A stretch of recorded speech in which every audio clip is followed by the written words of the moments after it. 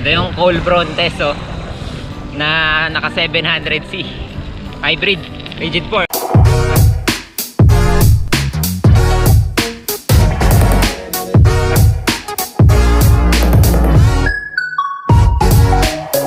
So ayun na nga mga kamangyan, good morning. Christmas ride tayo ngayon and solo ride kasi akala ko hindi matutuloy si Doc, iniwan ko na. So ito, may mga kasabay tayong bata.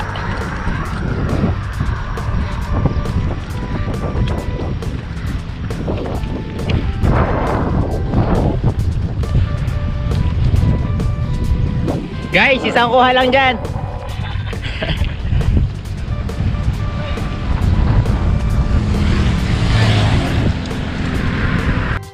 Morning po sa inyo.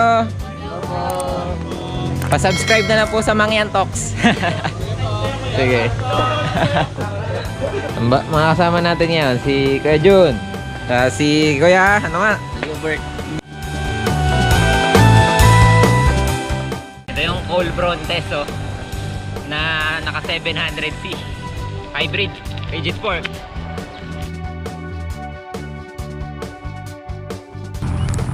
Yan, si Kuya Jun nga pala yung may-ari ng hybrid na. Anong frame mo? Cole Brontes. Okay guys, nandito tayo ngayon sa tatlong poste dito sa San Carlos ba to? Yan, kung makikita nyo itong lugar na to. Yan, tambayan ng mga siklista. And ngayon may ibabike check tayo, Cole Brontes na hybrid. Pakita ko sa inyo. Ito yung bike guys, Cole Brontes na hybrid. Naka rigid fork na Moso M6. Yan, kung makikita nyo. Tapos 700C na wheelset. 35C to. 35C yung tire nya. 700 by 35C. Continental. Pang cyclocross. And ang preno nya Shimano MT200. Tapos naka Jore na shifter. 3x10 speed. Yan. Okay. Tapos ang kanyang crankset ay Jore din. Tapos naka Shimano cleats na 530. And ano pa ba? Hub naka Speed 1 attack yata to, na oil slick. And Vision na rim 29er or 700C. 10 speed to na 11 by 34 yung kanyang cassette ang ratio. And sukatin natin. Guys, ito nga palang Cole Brontes ay size 16. Pero sukatin natin yung top tube para ma-base nyo sa inyong height kung kayo ay bibili nito. Ito ay nasa 57 cm. Seat tube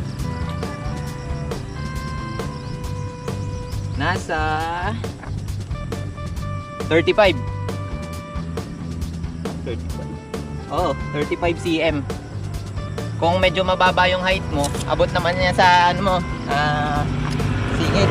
And check naman natin yung timbang ng bike niyan. So yung timbang ng bike, yan, 11.8 kilogram. Para sa isang mountain bike, magana din to. Kasi kalimitan ng mountain bike na nilalabas ngayon ng mga budget bike, nasa 14 to 16 kilograms.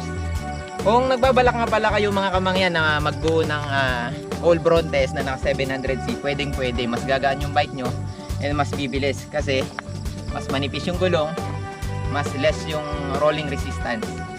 So yun, kung bago nga pala kayo guys sa ating YouTube channel Mangyan Talks, don't forget to subscribe and hit the bell button para masubaybayan nyo ang ating mga bagong upload na bike check. And ang may-ari nga pala ng bike na ito, muli, si Kuya Jun.